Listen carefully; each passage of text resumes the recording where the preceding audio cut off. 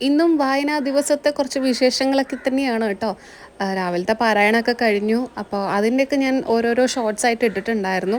അപ്പം ഇന്ന് ഇവിടെ എല്ലാവർക്കും വേണ്ടി അച്ചോൾ ഇങ്ങനെ വിളമ്പി കൊടുക്കുകയാണ്. വല്യച്ഛനും എല്ലാവരും ഉണ്ട് കേട്ടോ. നമ്മളെല്ലാവരും കൂടെ ഇങ്ങനെ നിന്നിട്ട് ഭക്ഷണമൊക്കെ വിളമ്പി കൊടുക്കുകയാണ്.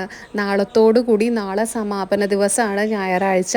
അപ്പോൾ നാളത്തോടു കൂടി വായന കഴിയുകയാണ്. ഇന്നലെ രുക്മിണി സ്വയംവരം കണ്ണൻ്റെ കല്യാണം ആയതുകൊണ്ട് തന്നെ സദ്യയായിരുന്നു കേട്ടോ.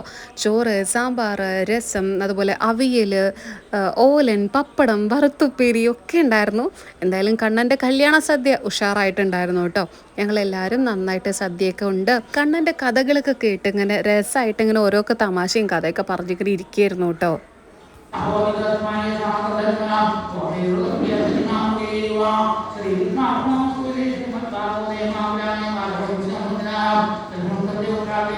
ഞാനേ കഴിഞ്ഞ ദിവസം ഉണ്ണിയപ്പം അമ്പലത്തിൽ നിന്ന് കഴിച്ചപ്പോൾ കുറച്ച് ഉണ്ണിയപ്പം വീട്ടിലുണ്ടാക്കാൻ വേണ്ടിയിട്ട് അമ്മയ്ക്ക് എളുപ്പ പണിക്ക് വേണ്ടിയിട്ട് നല്ല ക്വാളിറ്റിയുള്ള നോൺ സ്റ്റിക്കിൻ്റെ ഉണ്ണിയപ്പച്ചട്ടി വാങ്ങിയിട്ടുണ്ടായിരുന്നു കേട്ടോ.